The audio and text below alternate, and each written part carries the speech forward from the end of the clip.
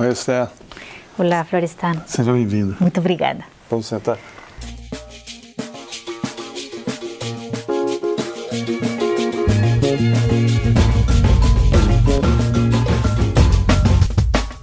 A gente quer ter voz ativa no nosso destino mandar. A pesquisadora Esther Solano Galego nasceu em Guadalajara, na Espanha. Graduada em Ciências Físicas, ela é doutora em Ciências Sociais pela Universidade Complutense de Madrid, UCM, e é professora do curso de Relações Internacionais da Universidade Federal de São Paulo e do mestrado Interuniversitário Internacional de Estudos Contemporâneos de América Latina da UCM. Em 2014, ela publicou o Mascarados, a verdadeira história dos adeptos da tática Black Bloc, pela Geração Editorial. O livro traz o resultado de uma pesquisa de campo feita nos protestos em São Paulo.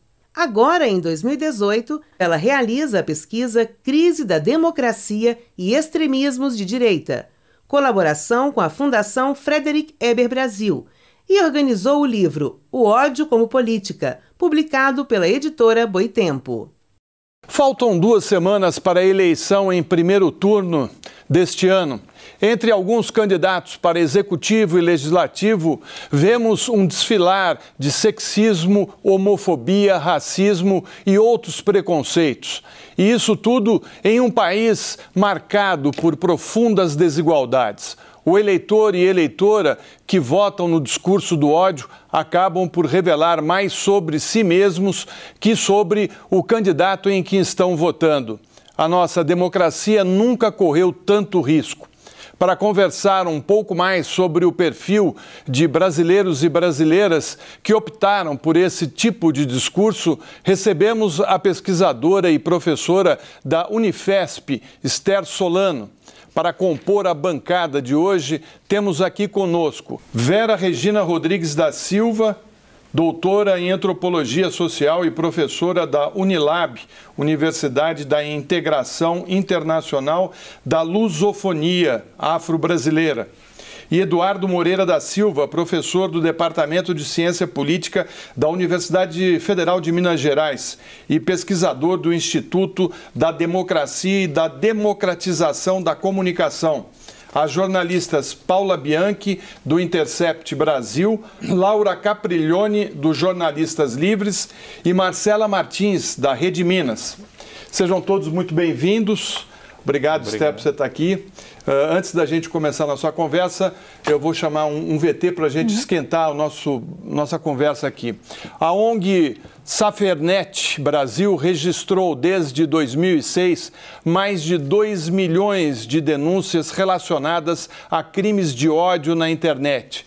Quase 70% das vítimas são mulheres, mas as redes não são o único foco desse tipo de crime. A violência material e simbólica contra minorias políticas tem crescido no país a uma velocidade preocupante. Torcidas de futebol gritam a homofobia. Candidatos fazem apologia à violência. Tribos de diferentes matizes se estranham nas redes sociais.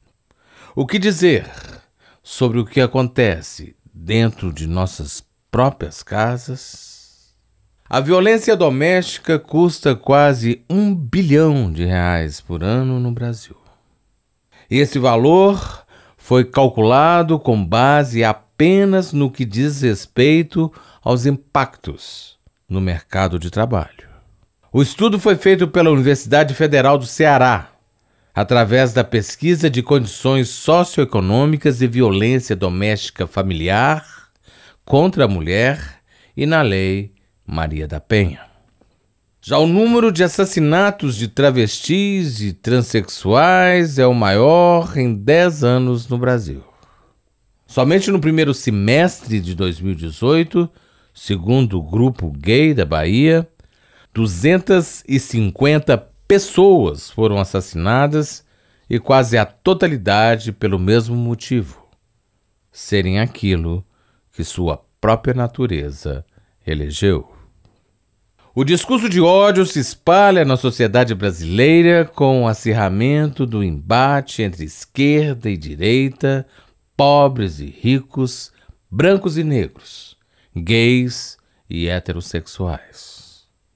E a caça às bruxas de grupos radicais contra artistas, professores, feministas e jornalistas se estende pelo país. Mas as pesquisas também dizem que os brasileiros não são mais conservadores. De certa forma, o fascismo sussurra em nossos ouvidos: você não é forte o suficiente para resistir à tempestade. E diversos setores da sociedade parecem responder: nós somos a tempestade. Esther, eu estava aqui estou com 2 livros na mão, o Resgatar o Brasil, do Gessé Souza e Rafael Valim, que está sendo lançado agora, e o seu, O Ódio como Política, né?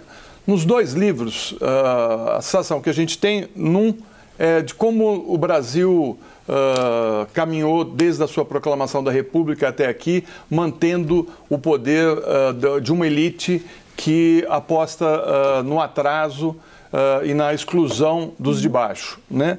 E no seu, uma coletânea de textos para entender como é que essa pouca compreensão da manipulação que é feita no país acaba atingindo as mentes de pessoas que acabam usando da violência e do discurso do ódio para se sobrepor ao que eles acham que está deslocado do discurso patriarcal, excludente. Você acha que isso tudo estava guardado no armário e saiu por conta do movimento de 2013? Quer dizer, a direita estava contida e agora saiu e a gente está se assustando com um grupo de pessoas que meio que retrocedem na história, chegando perto da Alemanha pré-nazista? Eu acho que tem 2 coisas que eu gosto de pontuar. Primeiro, que o Brasil ele é historicamente construído numa sociabilidade muito violenta. É um país que tem um racismo estrutural muito potente ainda e é um país extremamente desigual. A desigualdade é a principal violência brasileira, né? Então, eu acho que isso é importante. Nós estamos basicamente construídos numa sociabilidade que tem essas violências intrínsecas muito fortes. O que aconteceu é que você já tem esse dado inicial e se sobrepõe a esse dado, né, dessa sociabilidade histórica, uma conjuntura muito problemática. Eu vejo 2 questões importantes. A primeira é que você tem um esfacelamento institucional e uma captura, né, das instituições, né, e do clima social por grupos, não só de direita, né, mas por grupos autoritários, reacionários, e fundamentalmente uma fratura social muito grande por conta do impeachment, né, que foi um momento muito dramático, institucional e socialmente. Então, acho que isso acaba criando um processo, né, trágico para a ordem política institucional. E, por outro lado, uma coisa que se mostrou no vídeo, a gente vê isso no mundo todo, é que essa onda reacionária, né, protofascista, como a gente quiser denominar, no fundo é muito uma reação a avanços progressistas na esfera política, na esfera cultural. Então, quando a gente estuda um pouco mais em profundidade esses movimentos, a gente vê que tem um medo, de fato, dessas pessoas a essa onda feminista, do movimento negro, do movimento LGBT. Então, no fundo é isso, uma reação a avanços que foram muito grandes, avanços progressistas muito grandes, e aqui no Brasil também muito grandes. Então, esse ódio, essa intolerância, né, que no fundo é muito medo e muita incapacidade de convívio com o diferente, se expressam também por vias políticas, porque agora é um momento do ódio político também. Esther. Esther. Sim. Tudo bem? Tudo bem. É um prazer estar aqui com você. Eu queria, complementando essa pergunta do Florestan, te perguntar o seguinte: você colocaria que há alguma peculiaridade no Brasil em relação a essa situação que é mundial, né? Assistimos isso com o Trump nos Estados Unidos, na França, a direita muito fortemente não foi eleita, mas com expressividade nas eleições. Na Alemanha, o ressurgimento de alguns grupos, né? A Suécia, recentemente, 30% do parlamento composto agora por uma onda conservadora muito forte. Isto é, eu queria que você comparasse o Brasil em relação a essa onda internacional. Sim. Quer dizer, há especificidades no nosso caso, né? Sim, eu vejo, e ao longo da pesquisa desenvolvi um pouco isso, que tem duas especificidades mais concretas. A primeira, é aquilo que eu falei antes, essa sociabilidade, né, muito mais complexa e muito mais fundamentada em questões de desigualdade, de racismo, portanto, o ódio floresce muito mais facilmente, né? Quando você tem uma sociedade mais igualitária, uma sociedade mais de classes médias, mais difuminadas, né, é muito mais complicado. Quando você tem uma população de uma subcidadania totalmente marginalizada, exposta a um genocídio, como já nós estamos no Brasil historicamente, obviamente que o ódio ele emerge com muita mais potência, né? Mas eu vejo uma outra questão também interessante, que é a seguinte: você vê que esses partidos, esses candidatos que politizam o ódio, eles crescem e eles se sustentam na base da crise democrática, da crise representativa, da crise dos partidos da esquerda mais tradicionais, né? Mas tem um elemento muito potente, muito visceral aqui também no Brasil, que é, além dessa negação da política, né, que possibilita esses candidatos outsiders, né, mas muito violentos, você tem também um antipetismo, um anti-esquerdismo muito raivoso e muito feroz também. Então, muitas vezes eu vejo pessoas que se posicionam a favor de candidatos claramente antidemocráticos, muitas vezes como reação a essa postura supostamente de esquerda, supostamente petista, porque às vezes nem é sequer, né? Então, eu acho que esse antipetismo muito raivoso, que tem muito a ver também com essa divisão de classe, né, no Brasil, provoca também um fortalecimento dessa direita tão autoritária. Esther, então, complementando a pergunta do Eduardo, eu queria entender contigo que tipo de discurso que é capaz de furar essa barreira do discurso de ódio, já que a gente vive num momento, como você falou, de extrema polarização, em que até mesmo a embaixada da Alemanha é contestada por passar um vídeo falando do Holocausto. Sim. Que discurso que a gente consegue chegar para... Porque a sensação que eu tenho é que não é possível diálogo. São dois lados monologando, e isso aparece na tua pesquisa. Quando você pergunta para alguém, você vem com um dado, e pensa, mas esse dado não interessa, porque essa pessoa fala isso. Que discurso que chega... Que discurso que a gente pode chegar? Bom, duas questões, Paula. Primeiro, todo mundo agora que está meio apavorado por essas possibilidades antidemocráticas me pergunta isso. Como que a gente consegue desconstruir o discurso de ódio, né? Eu falo, bom, a gente não desconstrói um discurso de ódio rapidamente, porque esse discurso de ódio tem uma raiz muito profunda. Portanto, a desconstrução real, né, e sistêmica do discurso de ódio vem por você atacar esses problemas sistêmicos que o Brasil tem, como, por exemplo, essa violência estrutural da sociabilidade brasileira, por começar por aí, né? Porque a gente agora está preocupado por discurso de ódio, mas os negros do Brasil foram sempre vítimas desse discurso de ódio, por exemplo, só que as nossas elites brancas só agora que estão se preocupando, por exemplo, né? E tem uma coisa interessante, por exemplo, tem pessoas com as quais, de fato, você não tem como dialogar, não tem como estabelecer um padrão, um patamar mínimo de civilização, de diálogo, porque são pessoas que veementemente acreditam em discurso de ódio, são racistas, LGBTfóbicos, misóginos, mas tem, eu acho que uma massa enorme, mais silenciosa, né, dos brasileiros, que na verdade aderem, né, adotam posturas de candidatos que propagam esse ódio, muito mais por um mal-estar, por uma frustração, por uma questão da raiva, de muito desencantamento com a política, com a situação também econômica, então a falta de perspectiva de um futuro, de um presente. Então você acaba aderindo ao discurso de ódio, mas muitas vezes como forma até secundária, porque o principal é você esse mal-estar tão profundo, né? Então, na minha pesquisa, por exemplo, já surgiu em várias ocasiões pessoas falando, bom, eu me incomodo realmente com esse discurso de ódio, né, homofóbico, racista, mas tudo bem, eu não quero mais ninguém do que está aí na classe política, eu quero mudar meu voto, quero uma coisa muito diferente, quero um grito de desabafo, um grito de não estou aguentando mais, então tá bom, voto nisso aí. Então, digamos que o discurso de ódio muitas vezes vem no pacote para muita gente, né? Agora, opa, desculpa. Esther, eu fico sempre curiosa em relação a essa questão de até que ponto a gente tem um fenômeno novo e até que ponto é um fenômeno que já está enraizado mesmo no Brasil.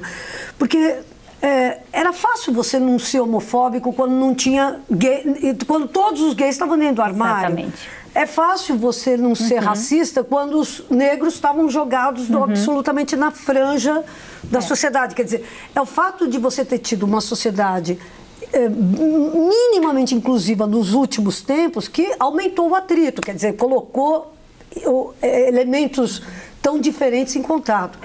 Você acha que isso me dá uma esperança? Quer dizer, na verdade, a gente nunca enfrentou essas coisas porque elas estavam fora do nosso... Quando eu estudei na USP, não tinha um aluno negro na minha escola.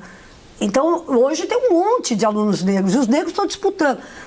Pergunta, você acha que nós estamos, apesar de todos os pesares, nós estamos indo para frente ou nós estamos indo para trás, entendeu? Ou seja, isso que nós estamos sofrendo é uma crise do crescimento, assim, é uma crise, está nascendo os dentes, sabe? E nós estamos, ou é o contrário, é que nós estamos indo para a barbárie, entendeu? Minha dúvida. Nós estamos indo para frente, para mim está muito claro isso. E essa reação tão virulenta, né, essa reação protofascista, ela é provocada pelo medo que nós mulheres, que a população LGBT, que os negros estão causando, sem dúvida nenhuma. Porque agora, eu sempre gosto de lembrar disso, você tem uma parada LGBT em São Paulo que congrega 3 milhões de pessoas. Você tem um movimento feminista, um movimento organizado de mulheres que dia 29 vai se juntar e provavelmente a gente terá uma manifestação histórica, né, para combater o autoritarismo. Então, o movimento negro é exatamente igual. A mobilidade social ascendente dos pobres, isso causa um pânico, né, nas classes médias e nas elites que estão absolutamente enraizado no seu privilégio, e a forma de reação é isso, uma forma de reação intolerante, uma forma de reação que mostra a impossibilidade do convívio, mas justamente por isso, uma reação fundamentada no medo, porque eu sempre digo, não é por acaso que a Marielle foi morta ou foi assassinada, porque uma mulher como ela dá medo, ela provoca pavor nas estruturas, nas elites, né? Uma mulher negra, favelada, que estava ocupando um espaço depois de que não era para ela, né? Ela estava colonizando um espaço que não era feito para ela, estava proibido para ela, né? Então, acho que justamente isso, nós estamos chegando a estruturas, a lugares, nós estamos conquistando espaços que dão muito medo a muita gente. Né? Pode ir.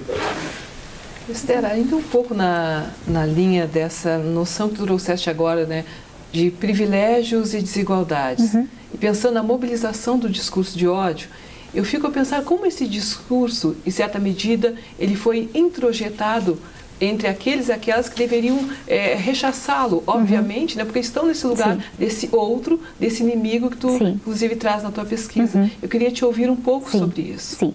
Uma coisa bem interessante que eu faço na pesquisa é justamente isso, captar como a pessoa elabora ou reelabora o discurso de ódio quando ela pertence ao grupo que vai ser foco e vítima desse discurso de ódio. Então, por exemplo, na pesquisa, eu entrevistei 2 mulheres, pessoas negras também, e 2 pessoas que se auto-intitulavam como gays de direita. E aí eu perguntava para eles, bom, e aí, né? A gente está vendo que vocês, esses grupos que vocês representam, são os principais alvos do discurso de ódio.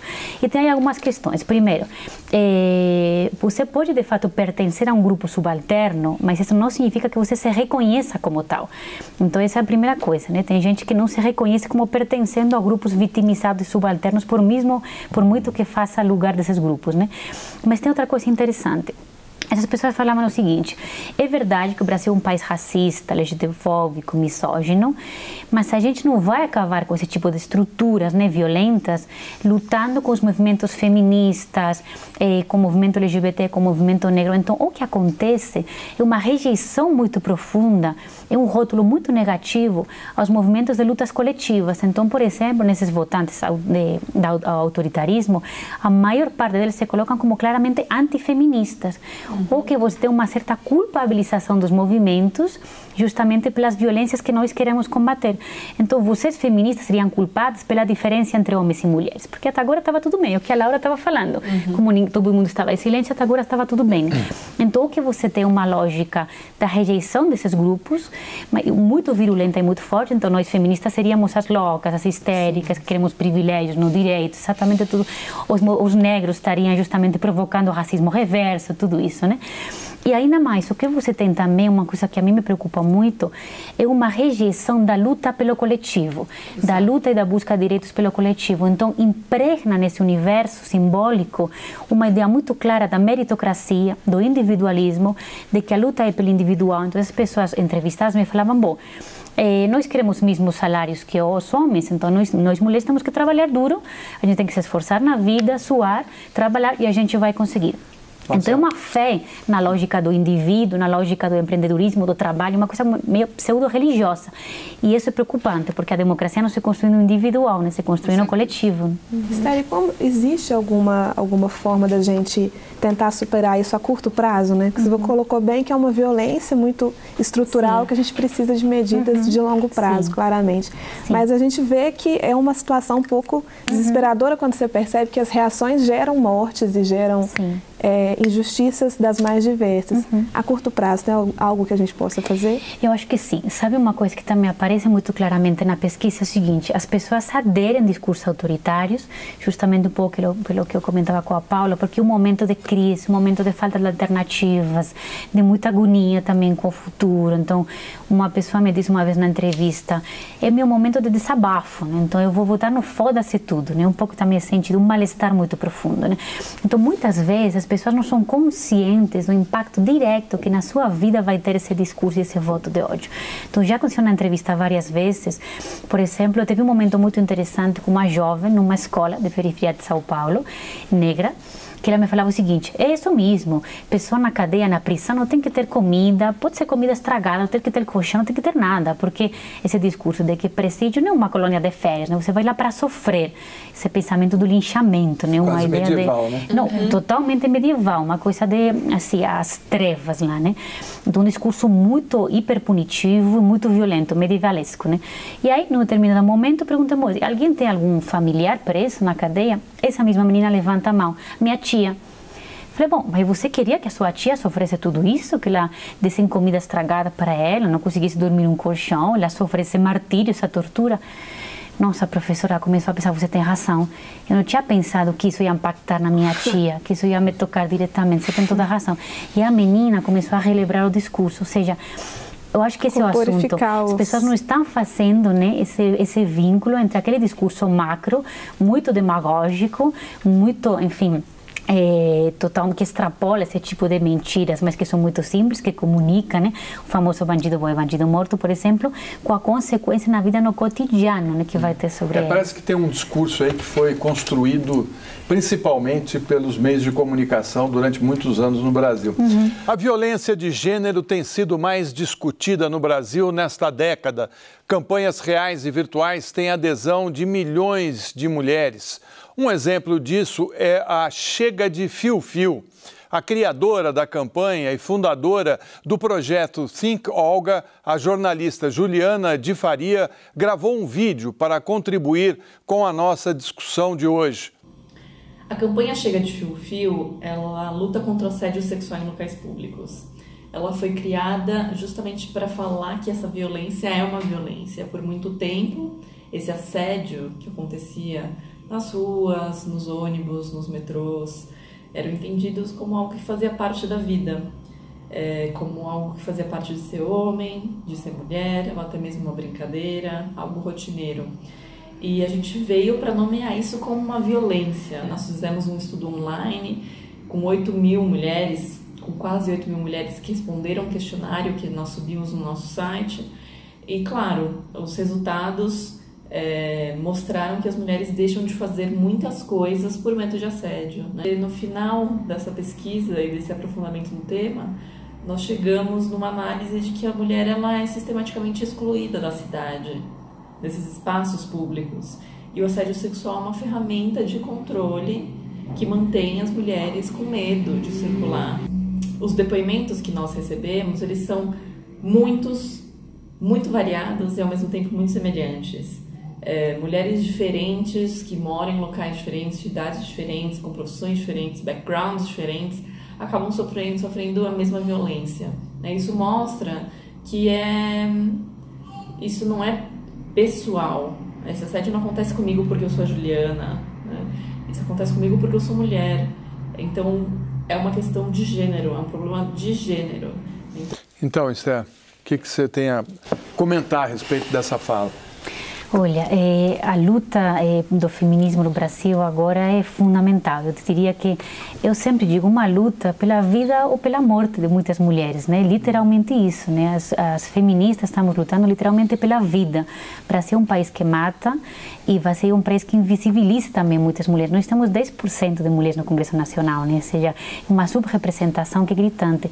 E tem uma coisa interessante, porque o feminismo, não à toa, justamente porque ele é muito potente, ele vem sofrendo ataques virulentos da direita. Então, por exemplo, além desse antifeminismo que a gente conversava, tem um movimento muito interessante, muito sofisticado que a direita faz, que é se apropriar de conceitos que são tipicamente, historicamente, do feminismo, como gênero, por exemplo. A gente fala de gênero como essa ideia da construção, né, social, né, de homens e mulheres, e essa extrema-direita, muito sofisticadamente, se reapropria do gênero e coloca ele na famosa ideologia de gênero, como se isso, na verdade, fosse uma ameaça, né, para a ordem, para a família tradicional, né? Então, como se nós estivéssemos, de fato, subvertendo a ordem natural das coisas, assim, nos coloca num patamar de perigosas, de ameaçadoras, né? Quase que uma certa crucifixão simbólica. E ainda mais volta às crianças, né? Então, a ideologia de gênero estaria pervertindo as crianças, nós estaríamos querendo levar as crianças para o caminho do mal. De qualquer maneira, então, assim, eu queria uma coisa que você me explicasse. Primeiro, porque você é europeia e deve ter visto na sua região, que você é da Espanha, né? Algum tipo de problema parecido. Na Europa, a gente teve, há décadas atrás, problemas também com a emancipação feminina, problemas raciais por conta dos imigrantes e tal. Posso pegar uma carona? Sim. Porque é exatamente relacionado à primeira questão que ele colocou. Né? Recentemente eu vi uma pesquisadora do Sul que estava pesquisando o nascimento dos movimentos 15M lá na Espanha, né? E dizia exatamente como que no interior do movimento as mulheres acabaram sendo relegadas para as funções de limpeza, para as funções de cuidar da saúde, quer dizer, dentro de um movimento revolucionário, né? Essa desigualdade se reproduzindo. E um complemento a isso para superar essa déficit de representação, né, feminina no Congresso, que perspectivas você vê nessa eleição para isso, né? Porque nós temos assistido em Belo Horizonte, por exemplo, ao nascimento de mandatos coletivos, né, construídos debaixo de um viaduto, com uma experiência de, quer dizer, reação a isso, né?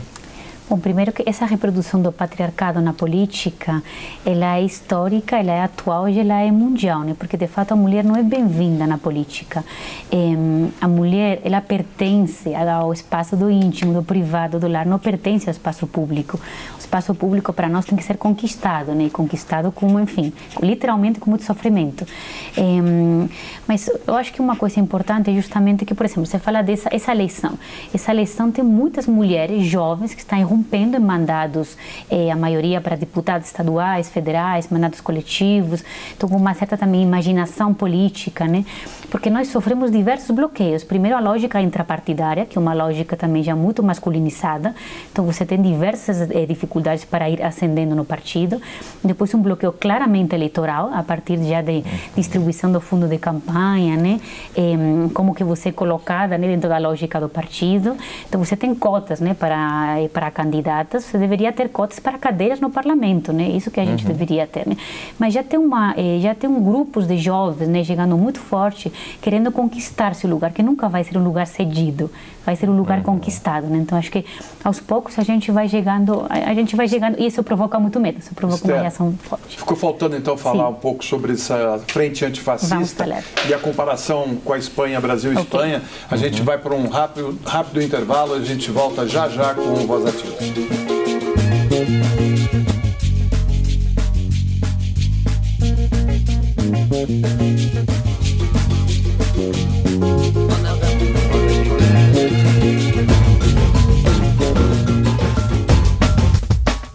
A gente quer ter voz ativa no nosso destino mandar.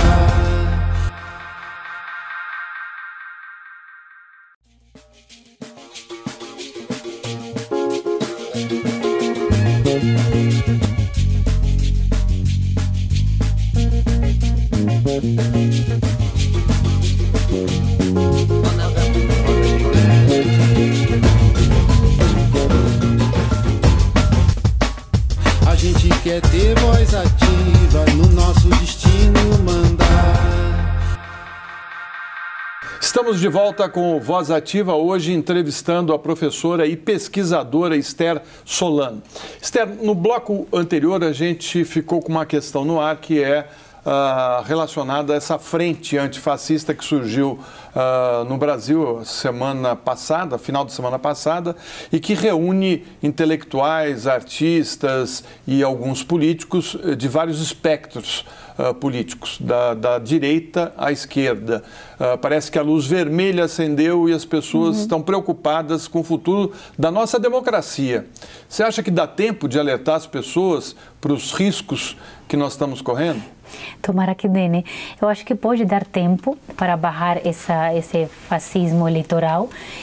Agora, uma coisa importante destacar também, já falta muito pouco tempo para a eleição, e um erro, né, muito grave que os democratas, né, os democratas brasileiros, me parece, junto um pouco todas as forças progressistas, insistiram o tempo todo, foi menosprezar o fenômeno que estava se gestando, diminuir, né, a sua capacidade de ascensão por não ter uma leitura clara da conjuntura e muitas vezes caricaturizar, inclusive, o fenômeno. Então, se você não tem uma capacidade para enxergar, de fato, o fenômeno que está na tua frente, dificilmente você consegue lutar contra ele.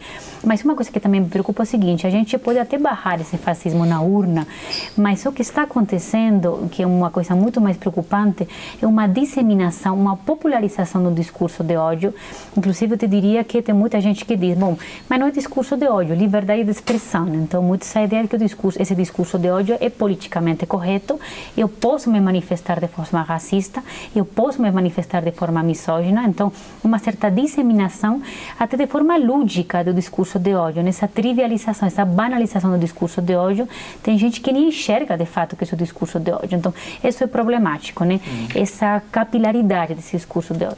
Stella, eu queria que a gente falasse um pouquinho, só pegando carona aqui na sua resposta, sobre essa questão da liberdade de expressão, né? Porque é o argumento de muitas pessoas que têm um discurso de ódio, é que faz parte de opinião, de liberdade de expressão. Mas existem legislações em todo o mundo que, enfim, protegem até certo ponto. Você pode se manifestar, mas quando você começa a ferir direitos humanos e outros tipos de liberdades individuais, não, isso já vira crime, né? É importante ressaltar essa questão do crime. As pessoas têm consciência que às vezes elas estão cometendo crimes e está faltando a gente reagir a isso como a denúncia, por exemplo? Muitas vezes não tem consciência. Ao longo da pesquisa apareceu muito claramente. Primeiro, tem uma questão que é a seguinte, é uma retórica que é a seguinte: nós estamos reagindo à tirania do politicamente correto. Então, por quê? Porque durante muito tempo, o movimento feminista, o movimento LGBT, o movimento negro, colocou, né, no patamar do discurso, da retórica, o que pode ser dito, o que não pode ser dito, o que é discurso de ódio, o que é discurso legítimo, liberdade de expressão. Então, acho que nós tivemos uma certa hegemonia do discurso, e contra isso, é a mesma lógica o tempo todo, né? Contra esse tipo de hegemonia discursiva na retórica, na linguagem, aparece muito claramente essa reação. Não, nós temos direito a falar, mas nós temos direito porque nós estaríamos sendo silenciados pelo politicamente correto, né? Então tem toda essa reação linguística, né? E depois tem uma coisa que chamou muita atenção, que é o que eu chamo da direita pop, que é o seguinte: uma direita, isso é muito atual no mundo, que tem um discurso de ódio muito claro, muito forte, mas que apresenta o discurso de ódio com um formato típico das redes sociais, com um formato muito mais jovial, muito mais lúdico, com um formato muito mais trivial, bacana, legal. É um pouco a ideia da memificação do ódio. Você tem um discurso de ódio, mas que não provoca uma reação grave, dramática, de tristeza, que provoca uma risada, que provoca piada. Então a gente ri do discurso de ódio. Isso é uma coisa complicadíssima, porque você tem um folclore, uma apresentação ridícula do discurso de ódio, candidato que fala discurso de ódio, e as pessoas reagem rindo, porque é uma coisa folclórica, né? Isso é muito preocupante, porque essa pessoa que reage dessa forma, com essa vítima dessa memificação do ódio, da popularização do discurso de ódio pop, não é consciente de que está reproduzindo o discurso de ódio. É uma coisa bacana, legal, né? Agora, Esther, ainda dentro do que é que facilita, eu vejo na esquerda brasileira sempre que se fala em discurso de ódio, sempre que se fala em discriminação de gênero e tal, se aponta o dedo para as religiões, para as igrejas evangélicas. Como se a Igreja Católica fosse um poço de respeito às mulheres, respeito às minorias de vários tipos.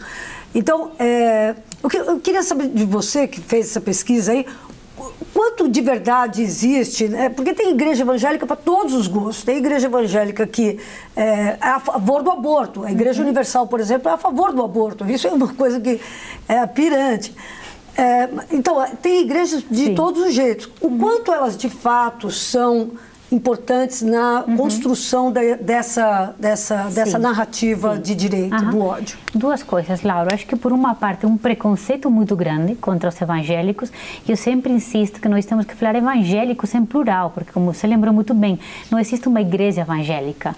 Os evangélicos são uma pluralidade, uma polifonia imensa de vozes, até muitas vezes discordantes, são muito discordantes, né? Exatamente. Então, isso é importantíssimo. E não dá também para confundir, me parece que você faz muito, a bancada evangélica, que ela de fato é neofundamentalista, retrógrada, ela faz da luta contra as mulheres, contra a população LGBT a sua própria política, com os fiéis evangélicos. Às vezes a gente vê, isso mostra algumas pesquisas, um abismo realmente, né, entre a opinião de uns e dos outros, que politizam, a bancada evangélica politiza esse ódio, esse retrocesso. Mas também tem outra coisa, eu acho que isso é importante, a gente tem que dialogar com as populações religiosas, e muitas vezes o campo progressista rejeitou esse diálogo com os evangélicos por ter esse preconceito, mas é importante o diálogo porque, de fato, a religião tradicional, ela movimenta valores conservadores, fundamentalmente a questão da família tradicional, né? Então, acho que tirando os preconceitos claramente, mas existe sim uma tendência ao conservadorismo justamente porque a religião movimenta valores tradicionais, clássicos, o que não significa que a gente não deva estabelecer pontos de diálogo o tempo todo, porque se confunde o tempo todo, nós estamos colocando no mesmo balaio quem é conservador e quem é fascista, como se tudo fosse igual, não é? Uma pessoa conservadora pode muito bem adotar uma forma de vida que é tradicional, que tem um pouco esse modelo da família tradicional cristã, mas pode muito bem ser um democrata, claramente. Fascista é outra coisa, né? Então a gente tem que começar a distinguir e a ser muito mais honesto, me parece, também com as populações. Né? Paulo.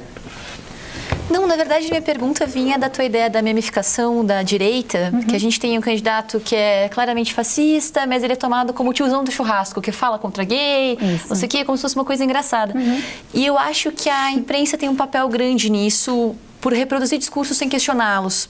Na semana passada teve um caso de se falar numa possível fraude na eleição, isso foi colocado, essa aspa, sem uma problematização, eu acho que de uma forma gratuita. Então, eu queria entender contigo qual que é a responsabilidade da imprensa, no teu ver, pela disseminação desse discurso de ódio. Não, enorme, né? Mas veja bem que coisa tão complexa. Por um lado, você tem uma imprensa que de fato é responsável por isso, porque existe, me parece, uma infantilização da política de forma geral. Então, você reduz a política a grandes frases, né? A frases simplórias, né? Grandes mantras que comunicam, mas que às vezes ou são esvaziados de conteúdo ou de fato são muito problemáticos, né? Então, você vai reproduzindo isso sem um certo senso crítico. Então, eu acho que, sem dúvida nenhuma, essa reprodução a crítica é muito problemática, ainda mais num momento tão complexo como esse, né? Mas tem outra coisa também, tem uma grande desconfiança na imprensa brasileira, né? Uma coisa que aparece muito em diferentes pesquisas é que nem setores de esquerda, nem setores de direita confiam na grande imprensa. E a grande imprensa é um pilar básico para a democracia. Se você não tiver, de fato, uma grande imprensa livre, plural, democrática, como a gente, de fato, não tem no Brasil, isso, de fato, provoca uma fratura democrática grande. E o que acontece agora é o seguinte, você tem uma imprensa, uma grande imprensa que reproduz esse tipo de discurso, e ainda mais esse problema que você tem uma desconfiança enorme na grande imprensa. Então, mesmo quando a grande imprensa não reproduz esse discurso e tenta fazer um papel muito mais informativo, investigativo, crítico, o conteúdo que ela traz, ele praticamente não é absorvido pela população, porque já tem um certo bloqueio cognitivo. Então, para uns a Globo é golpista, para outros a Globo é comunista, né? Você tem...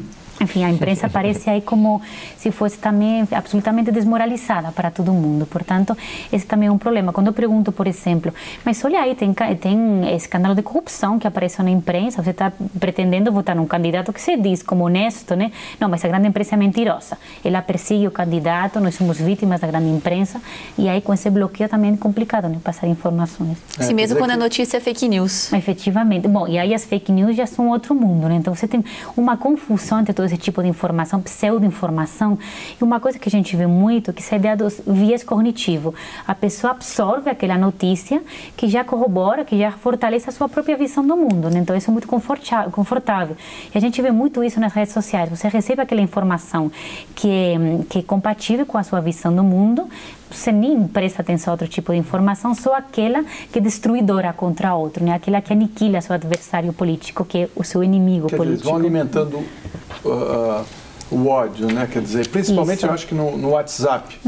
E o discurso de ódio banalizado na internet representa um perigo real para as minorias políticas e acaba por legitimar um número cada vez maior de mortes, sobretudo de jovens negros. O que você considera mera opinião?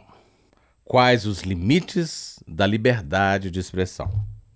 Vivemos em um país democrático e a livre expressão de pensamento é prevista na nossa Constituição.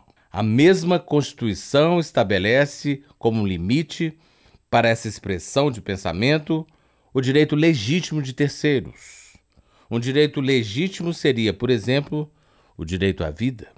A banalização do discurso de ódio fragiliza a fronteira entre o direito de expressão, o direito à cidadania plena e até o direito à vida. O inimigo imaginário de grande parte da classe média branca brasileira é negro, jovem e mora na periferia. E uma parcela dessas pessoas odeia também o que chamo de politicamente correto e tem, cada vez mais, atravessado uma perigosa fronteira. Ao se apontar um inimigo, aponta-se também a estratégia para a sua eliminação. Uma estratégia de guerra, a eliminação do oponente. O discurso de ódio autoriza um policial a executar um jovem pai de família ao confundir seu guarda-chuvas com um fuzil. O discurso de ódio faz parte de uma dinâmica social que elimina um jovem negro a cada 23 minutos no Brasil.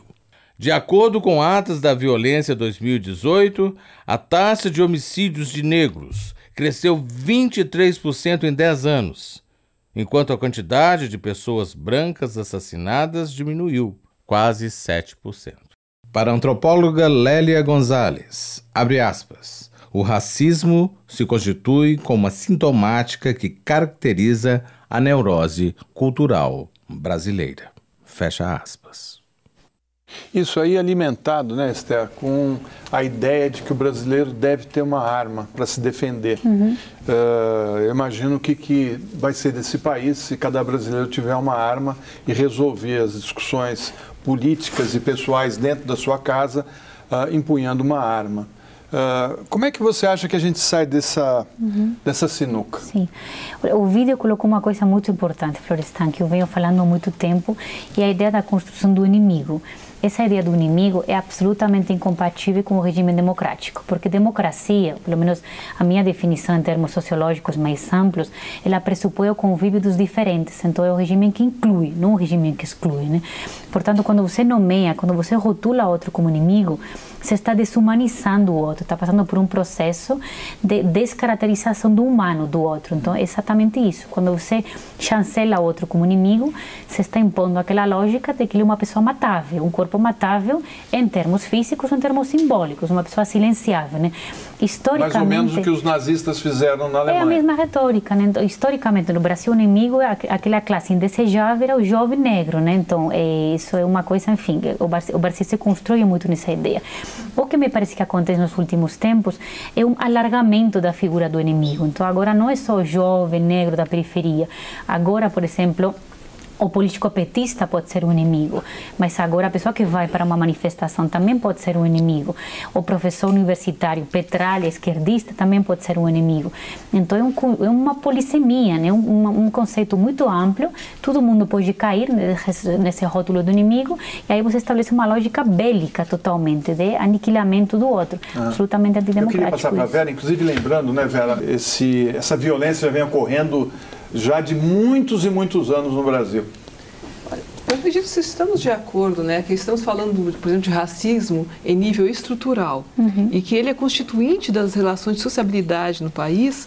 Então, esses dados que nós acabamos de assistir no VT, eles comprovam e eles também nos alertam do quanto isso é crucial na nossa discussão e nas nossas ações. Agora, me parece, aí retomando o ponto da tua fala, né, no bloco anterior, é que nós não temos a dimensão exata ou não queremos lidar com a questão de que o racismo mata. Porque a base do racismo é desumanizar o outro, é retirar a sua humanidade. Se eu retiro a humanidade, eu posso fazer o que eu quiser. E isso inclui matar.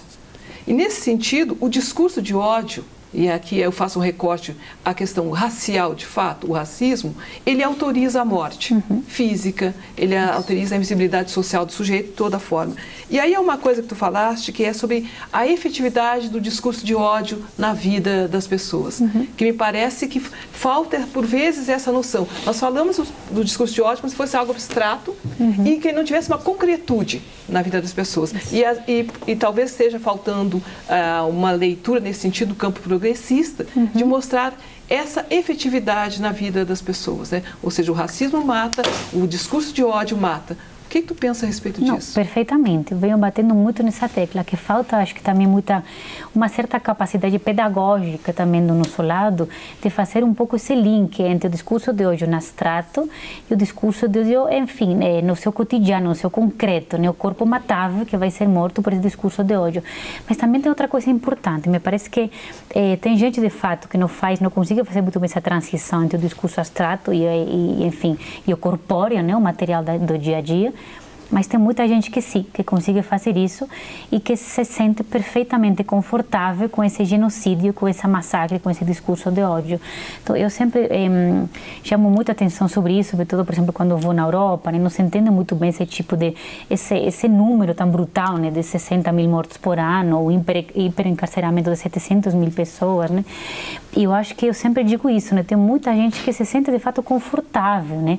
Tem gente que, de fato, se sente segura, né, quando tem esse tipo de genocídio, de massacre. Tem gente que aplaude isso. Até porque então, mantém seus privilégios. Efetivamente. Sociais. Então, você tem corpos matáveis e que tem gente que aplaude esses corpos matáveis sendo mortos, né? Portanto, me parece que sempre a gente sempre tem que se deslocar um pouco com isso, né? Pessoas que, de fato, acabam assim, enxergar o impacto do discurso de ódio, mas pessoas que se sentem muito confortáveis com o discurso de ódio, porque o discurso de ódio é aquele que vai firmar seus privilégios, né?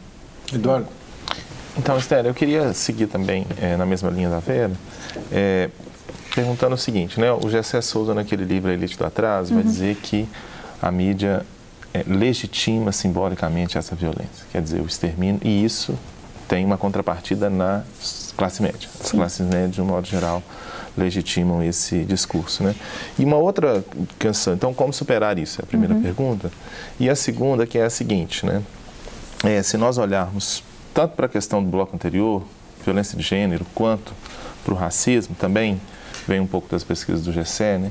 Ele vai mostrar como que o judiciário acaba analisando seletivamente esses casos, né?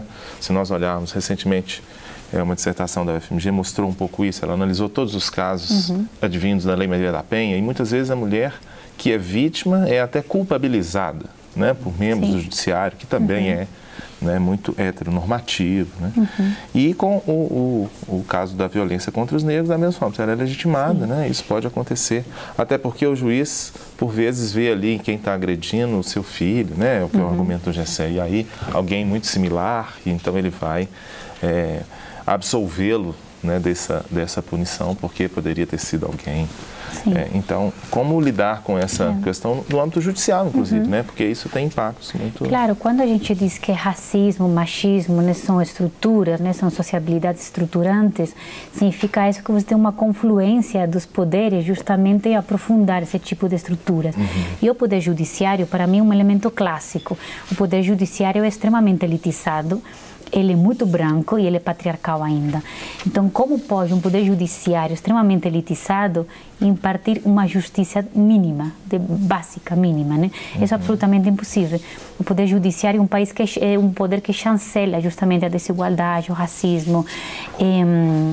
Eu insisto esse número. Nós temos mais de 700 mil presos nas cadeias brasileiras, a maioria, né, por tráfico de drogas, né, por essa guerra absurda e violenta das drogas, e a maioria por crimes patrimoniais também. Uma ínfima minoria por crimes contra a vida. Então aí você vê que o que está acontecendo na verdade é a criminalização da pobreza e a criminalização do negro.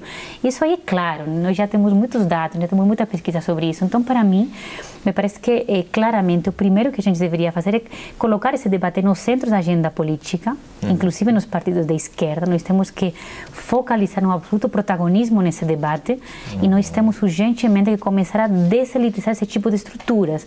O poder judiciário, a própria imprensa. Para mim, uma questão muito revolucionária que foi feita nesses últimos anos foram as cotas universitárias. Já tinham muitos alunos cotistas, por exemplo. Esse é um caminho que eu me sinto assim, orgulhosa de dar aula numa universidade que aderiu prontamente às cotas, como a Unifesp, e você vê uma mudança radical em sala de aula, por exemplo, né?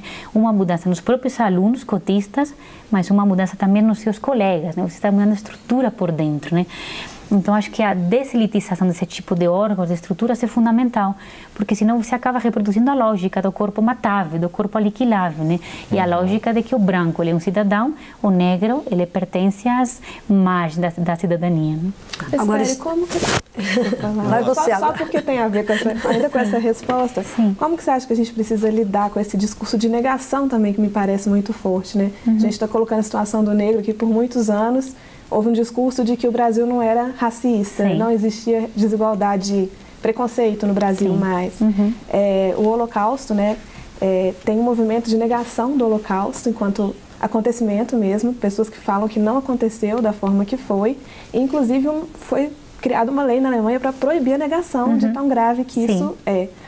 E a gente teve um candidato à presidência da República falando que não teve tráfico de negros para o Brasil, que era uma coisa meio voluntária dos negros. Então, assim, chega a ser absurdo essa negação. Existe uma forma de combater esse discurso quando você tem tantos dados e se apresenta para a pessoa e mesmo assim... Posso emendar no nome dela? É que é o seguinte, o G7 toca nesse assunto e diz que isso vem desde o início da República no Brasil. Que é a falta de acesso à educação do brasileiro, né? Quer dizer, você tem a grande maioria da população sem oportunidade de chegar às escolas, né? E a gente começou recentemente a tentar incluir através das cotas, através de um ensino público melhor, né? Nesse sentido, não lhe parece que está bem claro que as pessoas desconhecem a história, não têm conhecimento básico da história da humanidade? Eu acho que tem duas coisas. Primeiro, respondendo à tua pergunta, de fato, você tem um grande contingente populacional que não tem acesso a essa educação, mas você tem outro contingente de classe média alta, que tem acesso a uma educação formal, mas é uma educação absolutamente despolitizada, acrítica e que, de fato, reproduz a desigualdade. Os índices, os picos de votação em candidatos autoritários para essa eleição são justamente entre esse tipo de população, classe média alta, com ensino superior completo. Não vamos esquecer isso, né? Então, acho que nós temos aí uma problemática muito grande em que tipo de ensino que nós estamos oferecendo, que o ensino superior, formal, mas que é um ensino que reproduz a barbárie, né? Então isso é importante, né? E um pouco também respondendo ao que você falava, eu acho que esse discurso negacionista cada vez está menos na moda, né? Porque essa direita é uma direita que, enfim, que como dizia antes a Laura, saiu do armário, é muito extensiva, né? Então está muito exposta. E isso, no fundo, é uma coisa positiva para o país como o Brasil, que eles se constroem também historicamente nessa ideia da negação, nessa ideia de que é um Brasil cordial, a democracia racial. Isso é extremamente complicado, porque quando você tem a invisibilidade do problema, você é incapaz de lutar contra ele. Quando você tem a exposição, inclusive a superexposição desse problema, aí que você pode começar a pensar em formas de enfrentar isso, né? Então, acho que justamente expor isso, visibilizar isso, é a primeira forma de lutar contra esses problemas. Mas depois tem outra coisa também complicada que você disse. Você já tem dados, testes, estatística, análise científica sobre tudo isso, e parece que a gente não consegue avançar, né? O que acontece também hoje em dia é um auge de uma postura anti-intelectualista. Então, a ideia de que tudo que vem da academia é uma coisa de esquerda, uma coisa comunista, é rejeitado. Tem um bloqueio cognitivo muito grande. Então, você contrapõe um discurso que pretende ser científico, oferecer dados, com um discurso, pelo outro lado, que é altamente moralista, né? Tem uma grande moralização das pautas públicas, um discurso religioso. Então, por exemplo, você tenta debater o aborto. Você tenta debater o aborto em base a políticas públicas, em base a dados sobre aborto clandestino, em base a pautas científicas, a dados elaborados na academia. E outro lado combate esses argumentos com contra-argumentos de ordem moral religiosa. O aborto é pecado. Tudo bem. Isso é da ordem do privado, isso é perfeitamente respeitável, mas a política não pode ser pautada em base à retórica moralista religiosa. A política tem que ser pautada em base a uma retórica que tenha, de fato, argumentos científicos por trás. Então, é uma assimetria no debate que dificulta muito uma conversa. Laura? Sabe o que eu queria? É porque, tudo bem, tem tudo isso, tem o problema educacional. Agora, tem uma mídia no Brasil que é terrível, reforça os programas vespertinos que a gente tem, que só mostram cadáveres, corpos, e quanto mais a gente vai subindo para o norte do país, os programas vão ficando mais violentos, são corpos dilacerados mesmo, sempre corpos negros. O rolezinho, quem falou do rolezinho foi a grande imprensa paulista, que pegou e ficou... Porque os pretos estavam entrando nos shopping centers. Então, quem foi que criminalizou? Foi a grande mídia. Então, eu acho que tem a ignorância, tem a história, mas tem um reforço simbólico furioso da mídia, né? Queria que você falasse um pouquinho sobre isso. Quer dizer, você conhece algum país no mundo que tem esses programas vespertinos? Por exemplo, no Uruguai foi proibido. Você conhece algum país que tenha isso e que que se respeite a vida, que se desrespeite como existe no Brasil? Olha, várias coisas. Para mim, esses programas policialescos são uma coisa assim, sem dúvida nenhuma, eles potencializam o fascismo de uma forma brutal, mas sem dúvida, né? A grande imprensa brasileira, eu vou te falar que quando eu cheguei ao Brasil já há 8 anos, um dos maiores choques culturais que eu tive foi a imprensa brasileira, porque assim, a falta de pluralidade, a falta de fato de uma pluralidade que é fundamental para a democracia é uma coisa que eu ainda não consigo lidar. Eu reconheço perfeitamente isso. Então, sem dúvida, você acaba reproduzindo, você acaba colocando isso, enfim, num patamar absolutamente... Você extrapola tudo isso, porque é uma imprensa que acaba chegando ao grande público. Então, ela, sem dúvida nenhuma, é cúmplice de tudo isso. Mas isso é claro. Eu acho que quem não aceita isso está sendo desonesto, claramente. Né? Por exemplo, uma medida seria acabar com esses programas policiais. Mas acho que não é só mas não só isso, né? Eu acho que a imprensa brasileira, assim como o judiciário, cúmplice dessa estrutura de sociabilidade racista, patriarcal, sobretudo de uma sociabilidade que vê o outro como inimigo, né? Então, eu acho que sim. Agora, qual é a saída disso? Tem muita gente que, observando isso de uma outra forma, migra para a rede social. E a rede social, a gente tem um outro problema, porque a rede social, que não responde a uma lógica democrática, que responde à lógica corporativa, comercial do lucro, a gente acaba caindo numa outra armadilha, que é essa ideia muito da bolha, do gueto ideológico, de você conversar só consigo mesmo. Então, você acaba criando uma outra lógica de inimigo também, né? Então, você sai de uma grande furada para entrar noutra, né? O que a gente faz, né? Eu te pergunto, você que é jornalista, não sei. O Voz Ativa vai para um intervalo e a gente volta daqui a pouco com o terceiro e último bloco. Até já.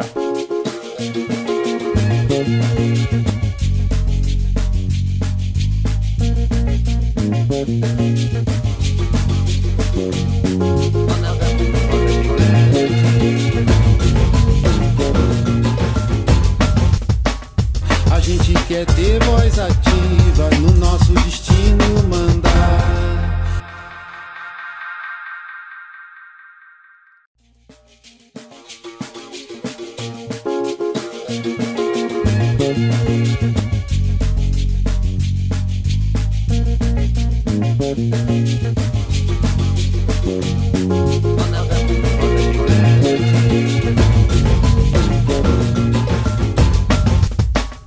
A gente quer ter voz ativa no nosso destino mandar.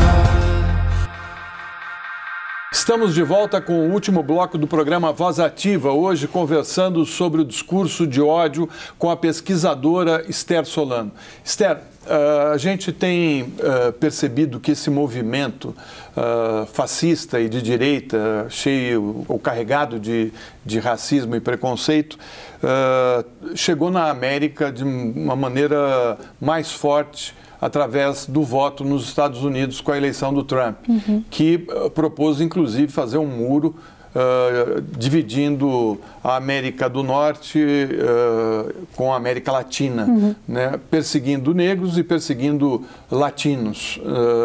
Você acha que a democracia já não atende mais aos interesses dessas elites que controlam a economia no planeta, que está em jogo aí uma troca de sistemas? Olha, eu não sei muito bem se tem troca de sistema vindo, mas o que me parece muito claro é que cada vez é mais evidente que a democracia para esse tipo de elites econômicas, fundamentalmente, é um acessório. Então, se a democracia funciona e ela é coerente com seus interesses, como foi a democracia durante um tempo do estado de bem-estar, tudo bem, vai marchando. Se a democracia ela começa a ser incompatível com seus interesses, eu tenho muito claro que a democracia será atacada como está sendo atacada. Então, eu sempre digo que, no final das contas, talvez a pergunta de fundo de tudo isso seja se esse regime capitalista, cada vez mais predatório, cada vez mais selvagem, né, que cada vez está produzindo uma sociedade muito polarizada entre uma cúpula que tem tudo e uma sociedade marginalizada, né, de subcidadania, se ele é compatível com uma visão minimamente democrática. Me parece que isso.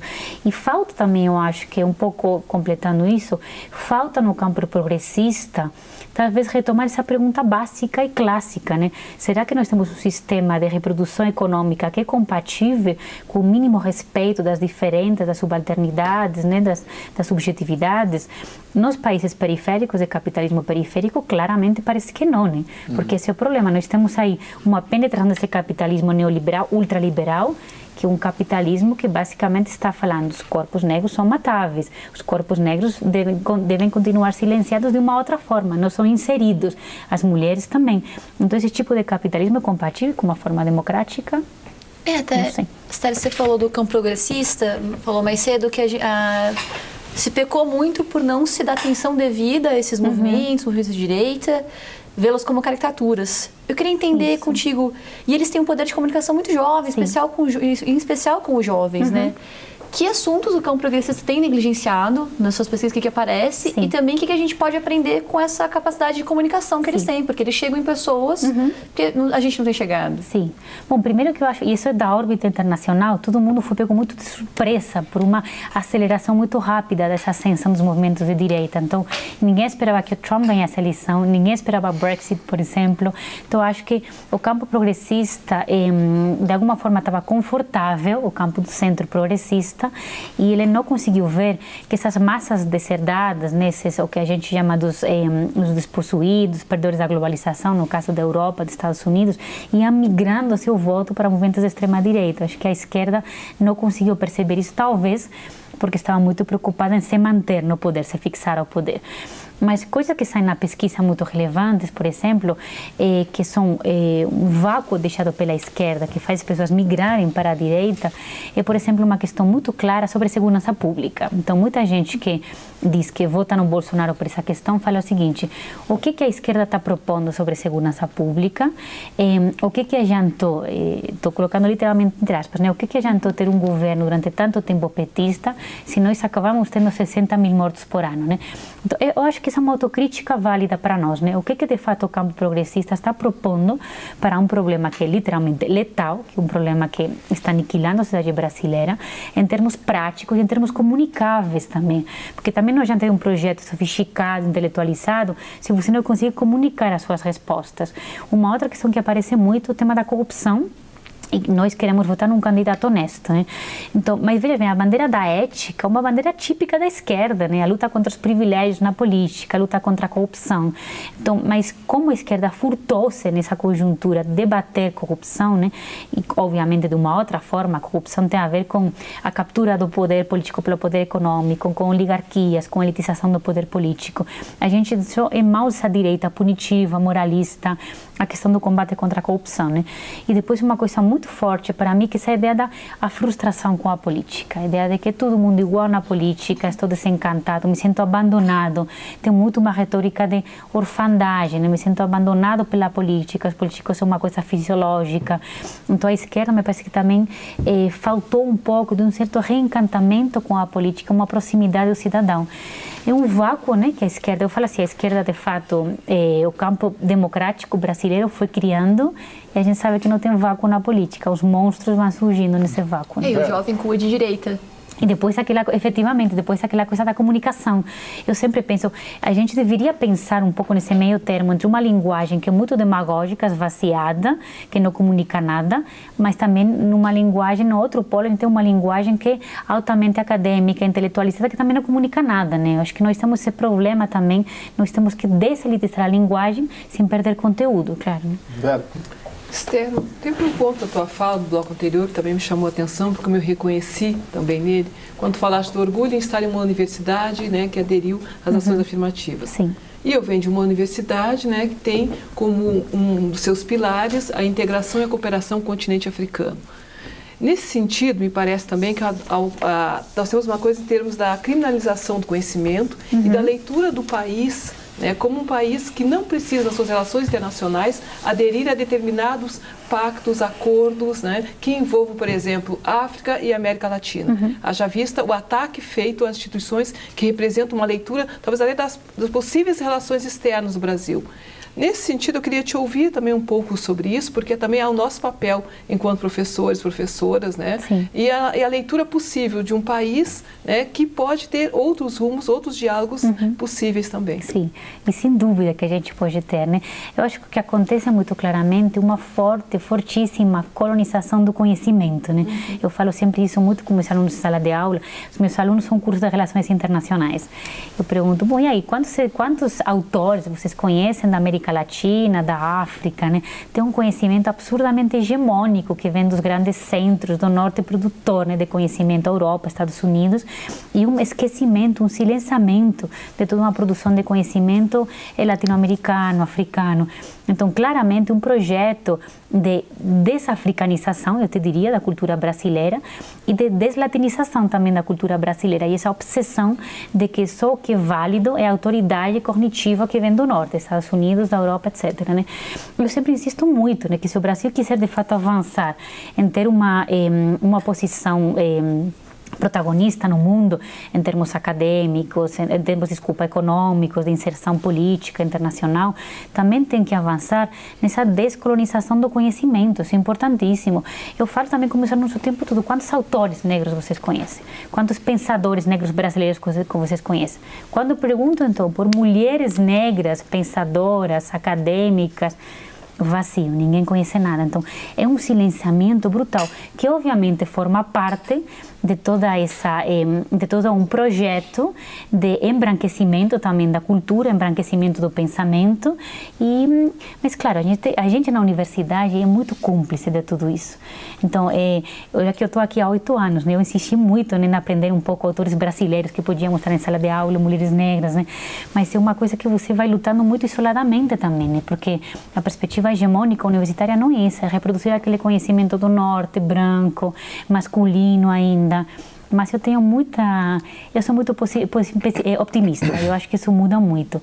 Um aluno, outro dia me disse assim, um aluno negro na minha sala de aula me disse o seguinte: professora, estava falando acho que era dos corpos matáveis, o conceito do corpo matável, do racismo. E ele me disse, professora, nunca tinha pensado nisso. Mas depois que a senhora falou, eu fui na minha quebrada, juntei uma turma aí de colegas e a gente passou a tarde falando sobre isso, sobre os corpos matáveis. Mas isso, enfim, ganhei um ano, né? Só com Sim, isso, a gente né? ganha. Posso fazer uma pergunta? Isso eu acho super importante, porque nós estamos aqui todo mundo meio cabisbaixo, né? Está parecendo que a direita está vindo a galope, e, no entanto, está tendo uma resistência gigantesca no Brasil. Sim. E eu acho uma resistência que até tem os partidos e tal, mas é uma resistência que tá sendo capitaneada principalmente pelos coletivos, né? A gente tem coletivos negros, milhares, temos coletivos de periferia, temos coletivos de mulheres, temos coletivos LGBTs que estão, enfim, problematizando tudo isso. Eu queria que você falasse um pouquinho qual é o papel que você, e esses coletivos nas redes sociais também, né? Não vamos esquecer que o caso Amarildo só existiu por causa das redes sociais, né?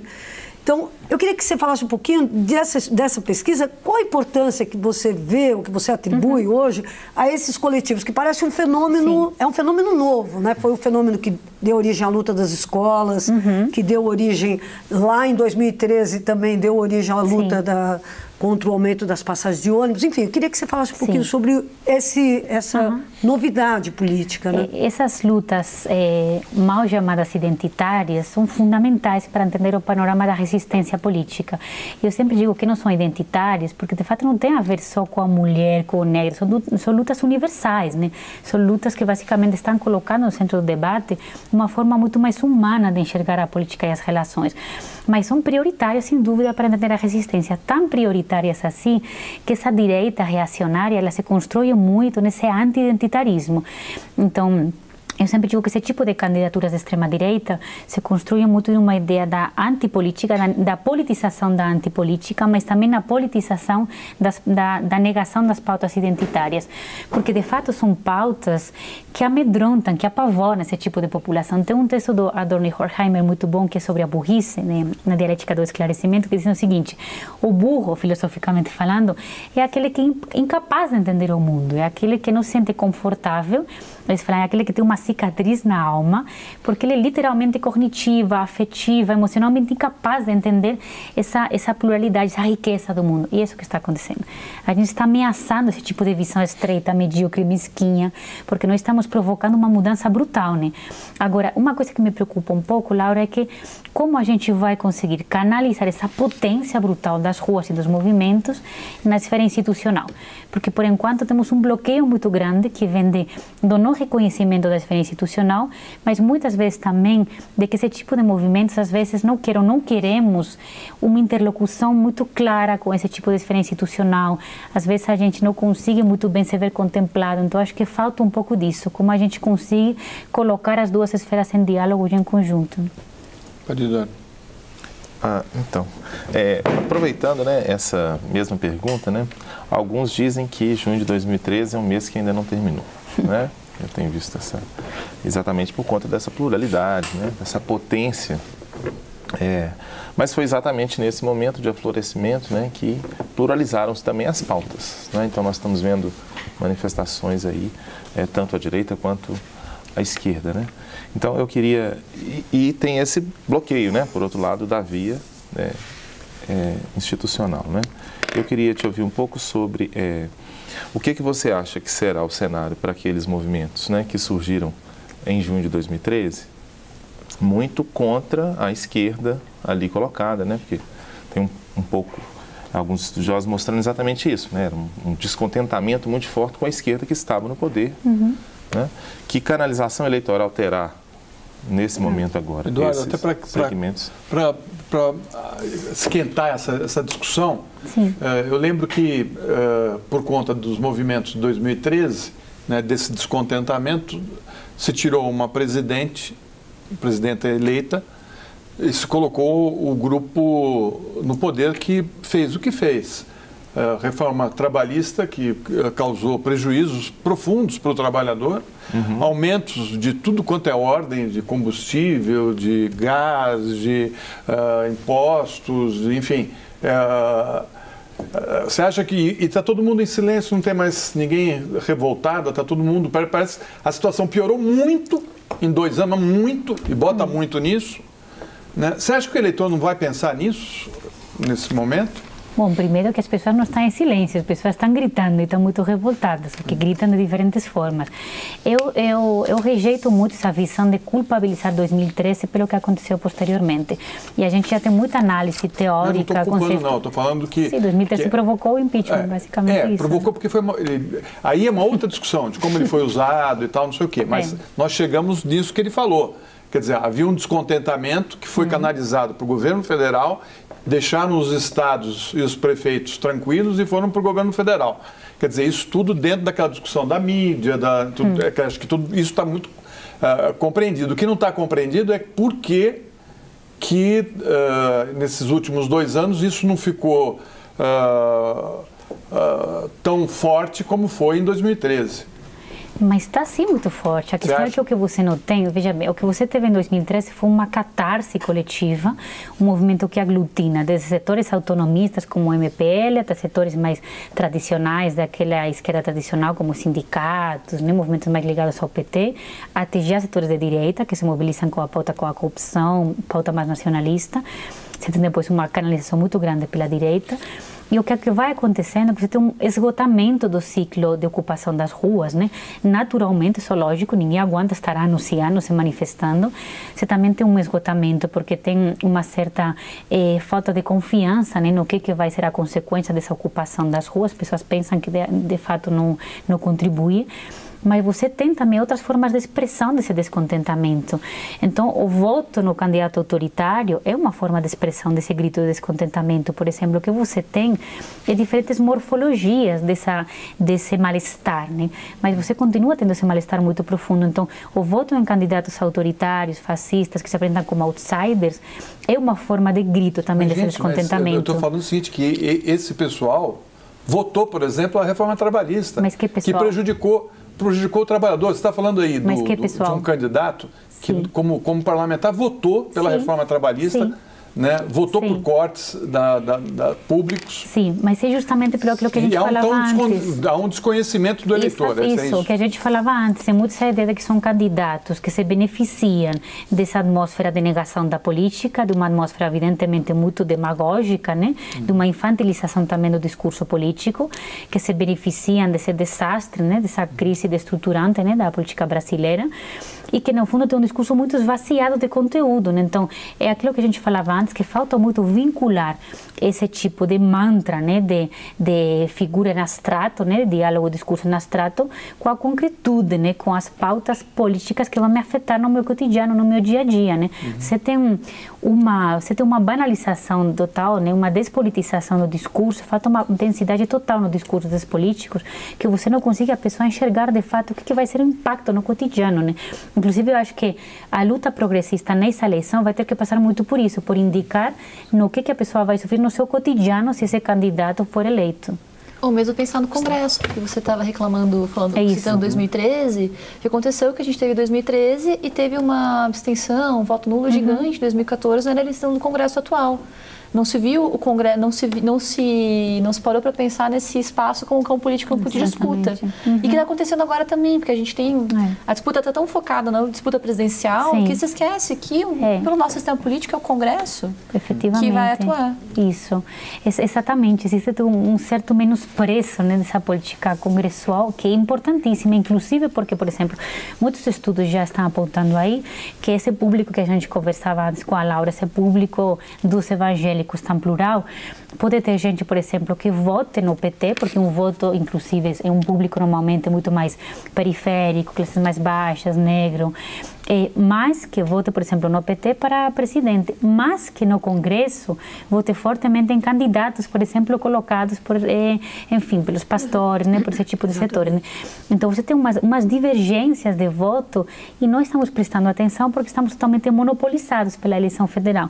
Mas efetivamente, nesse âmbito do legislativo, onde você tem não só a disputa pelas narrativas, pelas retóricas, como a disputa pelas políticas que vai empatar, né, no cotidiano da pessoa, né? Então, o que pode acontecer perfeitamente é a gente, por exemplo, escolher, imagina, vamos pensar, por exemplo, num governo petista, mas que depois tem uma base no Congresso, que eu imagino que a bancada do PT vai aumentar, mas a bancada fundamentalista, neofundamentalista também vai aumentar, né?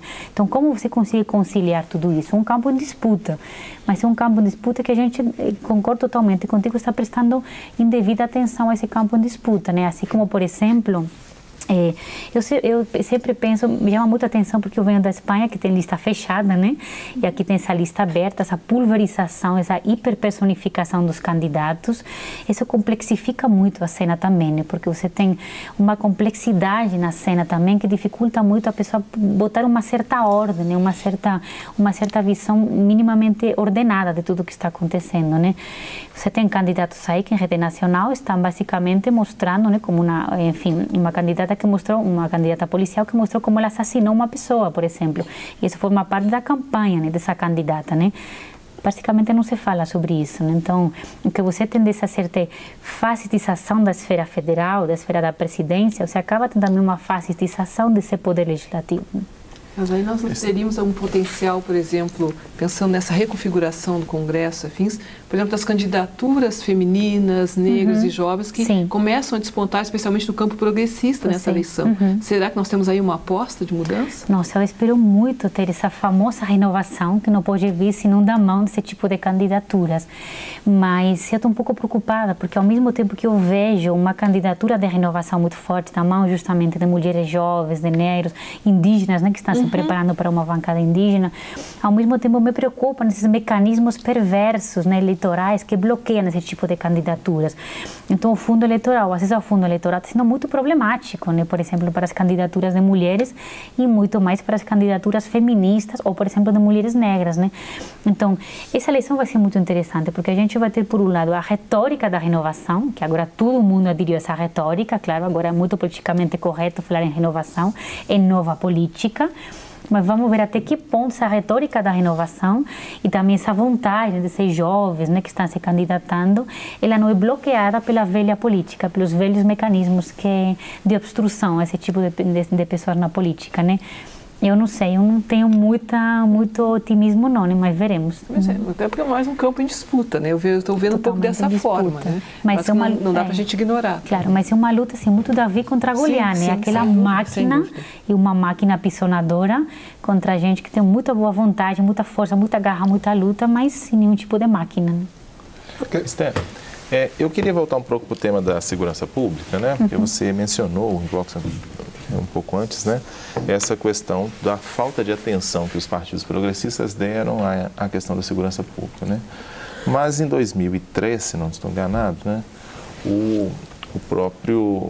Existia uma Conferência Nacional de Segurança Pública, né? Cujos dados mostram uma dificuldade muito grande das polícias conversarem, né? Aliás, alguns estudos derivados dessa conferência disseram que ela foi muito pouco efetiva do ponto de vista de propor questões, mas ela teve como resultado a formação dessa rede, pelo menos isso elas passaram a fazer, conversar. Então, quer dizer, uma experiência com uma pessoa que já tinha gerido uma cidade no Sul, né, propondo, inclusive, experiências de participação muito forte, né, que estava à frente do Ministério. Então, assim, o que falta para uma coisa dessa dar certo, né? Sobretudo considerando-se o fato de que é uma política de responsabilidade dos estados e que requer uma negociação muito ampla do governo federal, né? Então, o que seria a pauta, né? Rapidinho, que nosso tempo está acabando. Tá. Falta tudo para a segurança pública dar certo, né? Porque a gente tem uma segurança pública que é letal, né? Que fornece insegurança. Bom, fornece segurança para alguns, claro. Só que para essa segurança para alguns mata outros. Falta uma federalização do campo da segurança pública. Faltam planos claros de redução de homicídios. Falta despolitizar em termos negativos de segurança pública. Falta uma reformulação das polícias brutal. Falta uma mudança de estrutura dentro das polícias também enorme. E falta muito o campo da retórica. Essa ideia que agora está colonizando muito rapidamente o imaginário do brasileiro do cidadão de bem contra o bandido, é uma coisa brutal que a gente tem que atacar. Né? Tá certo. O programa Voz Ativa é uma produção da Rede Minas de Televisão e Rádio Inconfidência. Agradeço à pesquisadora Esther Solano pela entrevista e aos nossos convidados e todos que nos acompanharam até aqui pela TV, pela rádio e pela internet. Semana que vem nós voltamos com Voz Ativa, um programa republicano e democrático. Até lá. Roda gigante. Roda gigante.